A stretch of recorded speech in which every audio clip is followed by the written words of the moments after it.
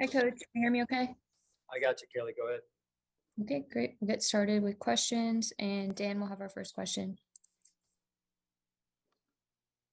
Hey, Sean, hope all is well with the family and dealing with the snow back there.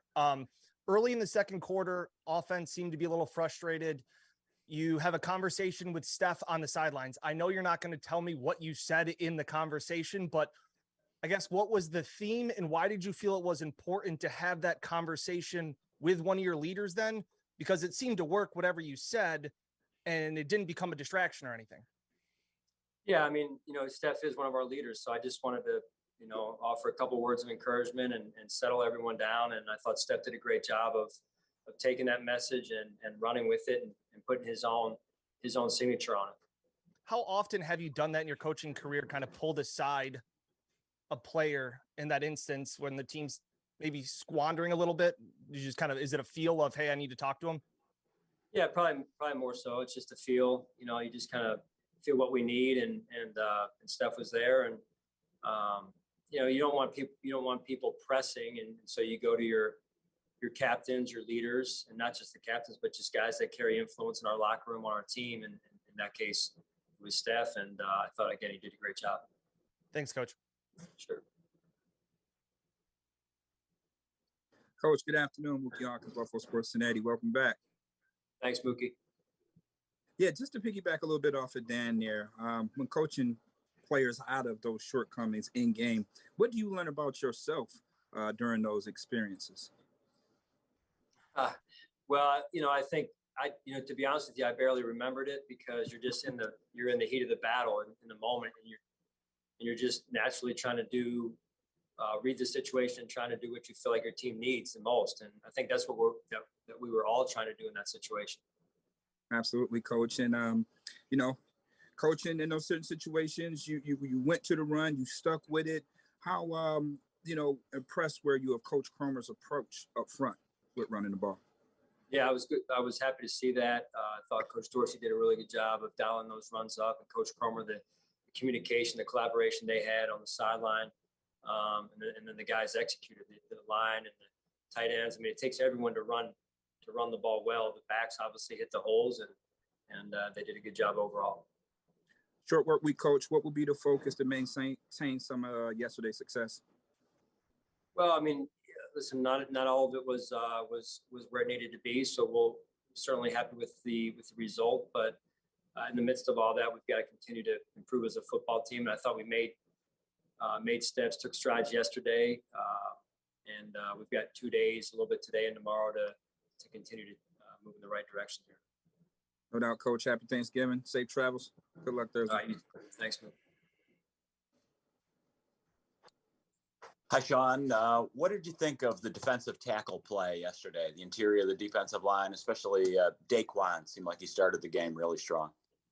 Yeah, I mean, when you can hold that type of a running back to what they were able to hold him to, I thought that was pretty impressive. And the discipline, the gap integrity, the fundamentals that they had to use to do that, I think were very apparent on the film. Thank you. Sure.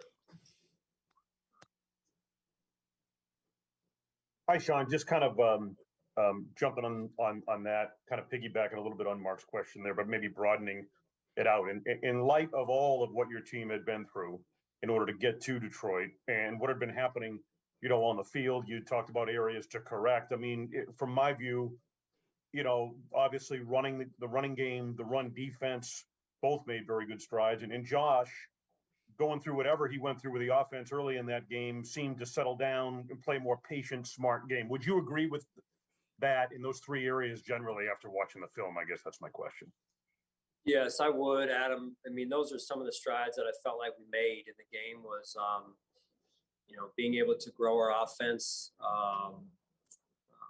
in the way of running the ball effectively there. And Josh not getting off to a great start, but really finding his rhythm to the back half of the second quarter and all throughout the rest of the game. Made some really, really key throws later in the game in particular, and obviously before half. And that was great to see. And then taking care of the football the way that the offense did, I think, deserves to be mentioned as well. All right, and just a quick follow from me. This whole squirrel and Braun story has really taken off here and helping to get Josh out of his driveway and everything. And there are other examples of that. You've spoken to this before, but to what degree did this all maybe reaffirm what makes Buffalo unique as an NFL market? Yeah, I mean, we've talked about it, and it's just it's unique. It's unique for a lot of reasons, and until you come here, you don't really understand this place. And when I came here, people, said to me who were born and raised here that it doesn't get the credit it deserves, and I would echo that now, having been here a few years. So, I think the biggest thing is the way that all the people stepped up for a common cause and a common purpose. And I mean, whether it's this situation or the many other situations that have happened around the city, you go back to the summer and what went down at the Tops there, and just the way that people step up, at Oshai Hospital and raise the money they do to fund Oshai Hospital and the different initiatives. I think it's great. So we can't thank people enough. And listen, for us as a team, we got to move forward. It's a short turnaround, and we have to turn the page. And I'll let you guys write all you want about what happened last week, but for us, we got to move forward and get ready for the Lions. Understood. Thanks, Sean. Appreciate it. Yeah, sure. Hi, Sean. It's Jay with the Buffalo News. Along those lines, was everyone able to make it back home safely yesterday and then in turn make it into the facility today? Because you guys in the South Towns there are still dealing with this situation. Yeah. To my knowledge, to my awareness, Jay, everyone was able to make it home last night and then get back today. Everyone's accounted for here. So we're in good shape, and I'm sure the dig out continues in most of the Southtown areas down here.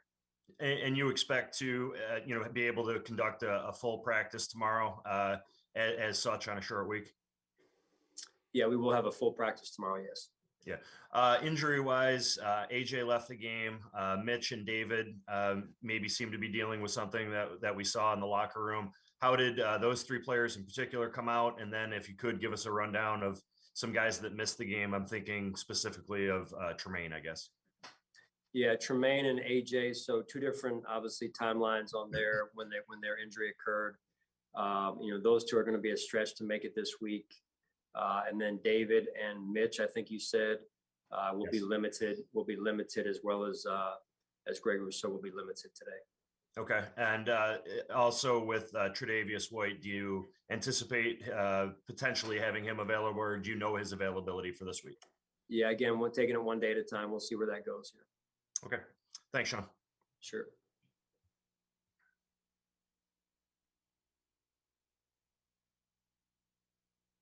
Is that it? Matt, we're having trouble hearing you, so we're going to go to Catherine and come back. Hey, Sean. I know Kyer Elam also wasn't able to go. I was wondering just kind of how is he doing, and wanted to ask about that group as a whole too. But first, just Kyer, what has he been like? Yeah, he's getting better. And he, I thought he had albeit short practice week last week. He was moving in the right direction. So we'll see where he goes this week here. With him out, still rotating Christian and Xavier, what was the decision there?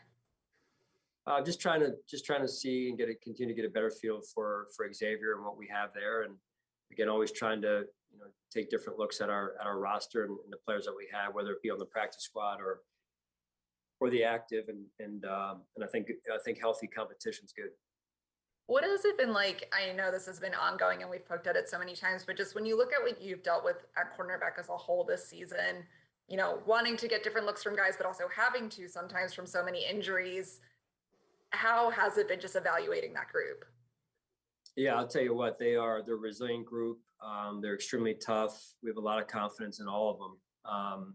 Obviously, there's been some guys in and out of the lineup due to injury, and I applaud the guys for just staying so physically and mentally tough through the course of the season. So, there are some plays that we want back there from yesterday's game, and now it's about learning from that and improving some techniques and awareness and making the plays when they're there to be made. Thanks. Yeah. Hey, Sean, can you hear me? Yeah, I got you, Matt. Sorry about that. We've talked a lot about Nyheim Hines the last couple of weeks as you guys have gotten him ramped up, and obviously fans see him in the return game and having some explosive plays. Do you foresee this week, maybe getting him more involved in the offense and having that priority to try to get him involved, even though you guys are doing really well in the run game? Yeah, we'll see. I mean, Naheem's done a nice job in the return game and special teams, and we'll just see where it goes. It's a short week, and we'll just see, how it goes this week as we move forward. How has he handled everything in terms of, onboarding, getting up to speed on the system, and how eager is he maybe to get more involved? Yeah, he's extremely eager young man, very aware, very smart. It's important to him. I love he's very urgent in his approach and his respect for the process, it seems, in the time we've been around each other. And as you've seen, he's done a nice job in the return game. And he's done more than that. He's covered kicks and covered punts, and he's done a great job. And, Dane Jackson, somebody that you guys have relied upon so much, dating back to last Thanksgiving, when he had to come in and assume a larger role. In recent weeks, what have you seen out of him specifically yesterday in terms of maybe some struggles that he's having? I know you guys are playing some really good players, but what has been your assessment of his play? Yeah, I mean, I think he's done some really good things for us. Like I mentioned earlier, to the question earlier, he's extremely tough. He's been very dependable, consistent for us. If you all, going back to, the last year and the year before that, with some things he did as a rookie. So, he's going to learn from some of these, from the natural ups and downs of the position. And that's a position probably more than any on the football field where you've got to have a short memory. So we'll get him back this week and get him going again. Thanks, Sean. Appreciate it. Yep.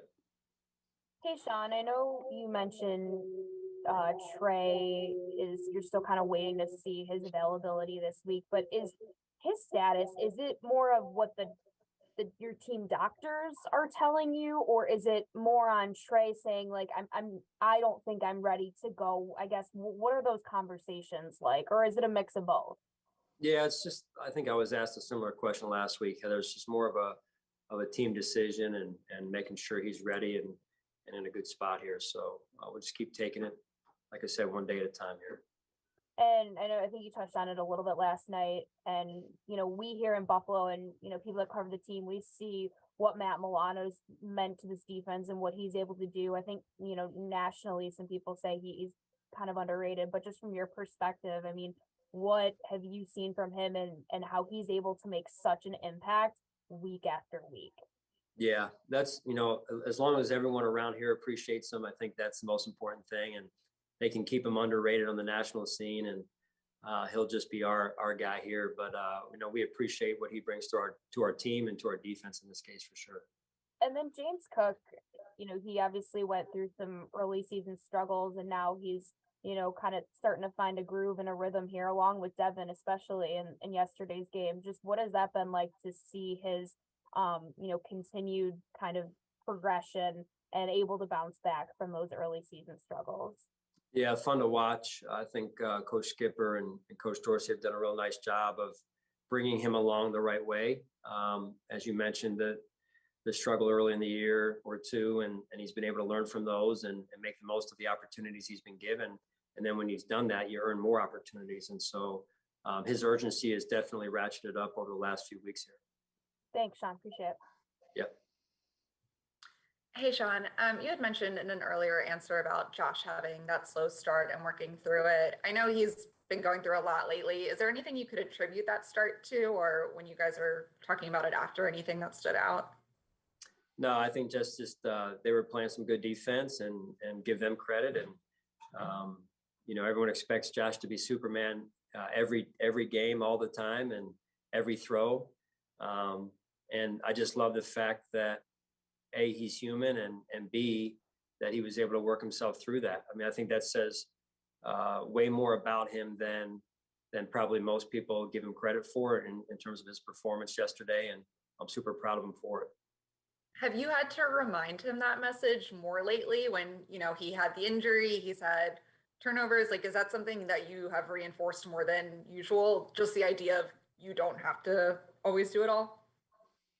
Yeah, I just think, more than anything, I would say, Catherine, is just him being him. And, always want to remember where you come from, which he does a great job of doing that, being authentic. And genuine. He's such a great person, and you know, I just think he's a great teammate. The guys love playing with him on the same team and for him, and so he just needs to be Josh Allen.